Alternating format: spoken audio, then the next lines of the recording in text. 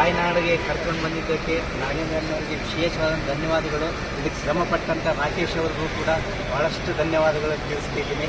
ಇದಕ್ಕೆ ಯಾರ್ಯಾರು ಸಹಾಯ ಮಾಡಿದಾರೋ, ಯಾರ್ಯಾರು ಪ್ರತ್ಯಕ್ಷ ಪರೋಕ್ಷವಾಗಿ ನಮಗೆ ಅನುಕೂಲ ಮಾಡಿಕೊಟ್ಟಿದ್ದಾರೆ, ಕರ್ನಾಟಕ ಸರ್ಕಾರದ ಪರವಾಗಿ ಕರ್ನಾಟಕ ಸರ್ಕಾರದ ಮುಖ್ಯಮಂತ್ರಿಗಳು ಕೂಡ ನಮಗೆ ಬಹಳಷ್ಟು ಸ್ಪಂದನೆ ಕೊಟ್ಟಿದ್ದಾರೆ. ಉಪಮುಖ್ಯಮಂತ್ರಿ ಡಿ ಕೆ ಶಿವಕುಮಾರ್ ಅವರು ಕೂಡ ನಮಗೆ ಬಹಳಷ್ಟು ಸ್ಪಂದನೆ ಕೊಟ್ಟರು. ಪರಮೇಶ್ವರ ಸರ್ ಅವರು ಕೂಡ ಮತ್ತು ಎಲ್ಲ ಇಡೀ ಸರ್ಕಾರನೇ ನಮ್ಮ ಜೊತೆಗಿದ್ದು ನಮ್ಮನ್ನು ಈ ದಿವಸ ಇಲ್ಲಿಗೆ ಸೇಫ್ ಆಗಿ ಕರ್ಕೊಂಡು ಬಂದಿದೆ. ಬಹಳಷ್ಟು ಧನ್ಯವಾದಗಳನ್ನು ತಿಳಿಸಿ ಅವರಿಗೆಲ್ಲ ನಾವು ಅಭಾರಿ ಆಗಿರ್ತೀವಿ ಎಂದು ತಮ್ಮಲ್ಲಿ ಧನ್ಯವಾದಗಳು ತಿಳಿಸಿ. ಧನ್ಯವಾದಗಳು.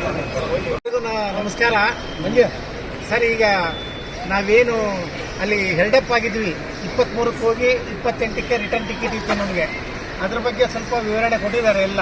ಇವಾಗ ಅದರ ಪ್ರಕಾರ ನಾವೆಲ್ಲ ಅಲ್ಲಿ ಹೆಲ್ಡಪ್ ಆದಾಗ ಅದೇ ನಮಗೆ ಫುಲ್ಲು ಆತಂಕ ಆಗಿ ದುಃಖ ಆಗಿ ನಮಗೆಲ್ಲ ಆಡೋ ಟೈಮ್ನಲ್ಲಿ ಆಮೇಲೆ ಅಲ್ಲಿ ವಿಡಿಯೋ ತೆಗೆದು ಹಾಕಿದ ಮೇಲೆ ನಾಗೇಂದ್ರ ಸಾಹೇಬರು ನಮಗೆ ಇಮಿಡಿಯೇಟ್ ನಾಗೇಂದ್ರ ಸಾಹೇಬರು ಕಾಂಟ್ಯಾಕ್ಟ್ನಲ್ಲಿ ಇದ್ರು. ದಿನಕ್ಕೆ 2-3 ಸತಿ ಫೋನ್ ಮಾಡ್ತಾ ಇದ್ರು ನಾಗೇಂದ್ರ ಸಾಹೇಬರು.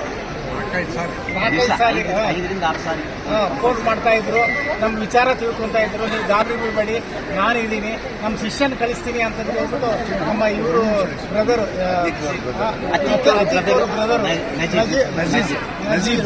ಅವರು ನಮ್ಮ ಜೊತೆಗೆ ಬಂದು ಅವರಿಗೆ ವಿಶೇಷವಾಗಿ ನಾವು ಧನ್ಯವಾದಗಳನ್ನು ಅರ್ಪಿಸಬೇಕು.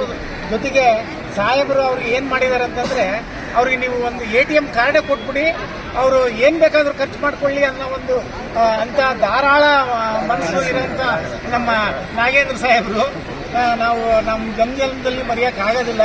ನಾವು ಅಂದರೆ ಮುಂಚಲಿಂದನೂ ನಮಗೆ ಚೆನ್ನಾಗೇ ಎಲ್ಲ ಇತ್ತು. ನಾವು ಅವ್ರ ಹತ್ರ ಒಡನಾಟ ಚೆನ್ನಾಗಿದೆ ಮುಂಚಲಿಂದನೂ. ನಮ್ಮ ಯಾಳ್ಪಿ ಪಂಪನಗಳಂತನೂ ಜೊತೆಗೆ ಯಾವಾಗಲೂ ಹೋಗ್ತಿದ್ವು, ಅವ್ರ ಜೊತೆಗೆ ಎಲ್ಲ ಕೆಲಸಗಳು ಮಾಡ್ಕೊಡ್ತಿದ್ರು. ಬಟ್ ಭಾಳ ಜನ ರಾಜಕಾರಣಿಗಳು ಏನಂದರೆ ಬಾಯಲ್ಲಿ ಹೇಳ್ತಾರೆ, ಕರ್ತವ್ಯಕ್ಕೆ ಬಂದಾಗ ಸ್ವಲ್ಪ ಕಮ್ಮಿ ಆಗ್ತದೆ. ಆಮೇಲೆ ನಾಗೇಂದ್ರ ಸಾಹೇಬರು ಇವರೆಲ್ಲ